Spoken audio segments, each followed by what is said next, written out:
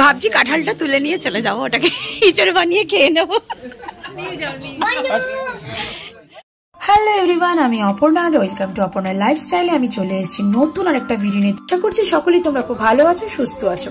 এখন মার্চ মাস মানে বেশ গরম, আর তাই দেখো আমি সাজুগুজো করে আসার পর আমার অবস্থা কি হলো। ফাইনালি কিন্তু বোনের বাড়িতে পৌঁছে গেলাম, আর ওখানে গিয়ে দেখলাম ফটোশুট হচ্ছে।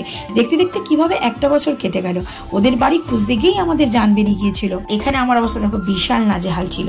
তো চলো তোমরা ফাইনালি কিন্তু টুক করে কিন্তু সুন্দর সুন্দর ছবিগুলো তুলে নিলাম। মানে এত সুন্দর সেরেছি, ছবি তুলবো না দেখা কোনো হতেই পারে না। আগে বলো আমাকে কেমন লাগছে তোমরা সবাই। এই যা, আমি তো তোমাদের বলতেই ভুলে গেছি, আজকে কিন্তু আমি চলে এসেছি আমার জেঠুর মেয়ের বিবাহ বার্ষিকীতে। তো চলো দেখো বিবাহ বার্ষিকীতে কি কি খেলাম আর কি কি আনন্দ করলাম সবই তোমাদের সঙ্গে। যখন আমার খুব মন খারাপ থাকে তখন আমি ফটোগুলো দেখে মন ভালো করি। তো দেখো সন্ধ্যাবেলাতে যার সাথে সাথে কিন্তু কেক খেলাম, পকোড়া খেলাম, তারপরে কিন্তু অনেক আড্ডা দেওয়া, ফটো তোলার পর কিন্তু ফাইনালি কিন্তু খেতে বসে গেলাম, কারণ আমাদের কিন্তু অনেকটাই রাত হয়ে গিয়েছিল। আর ওখানে ছিল fish fry, fried rice, chilli chicken, দারুণ কিন্তু আইটেম ছিল, চাটনি, পাঁপড়, মিষ্টি। যেহেতু ওদের এটা ফার্স্ট অ্যানিভার্সারি ছিল, তাই জন্য কিন্তু ওরা দুবাই থেকে এখানে সোদপুরে এসে সেলিব্রেশনটা করেছিল।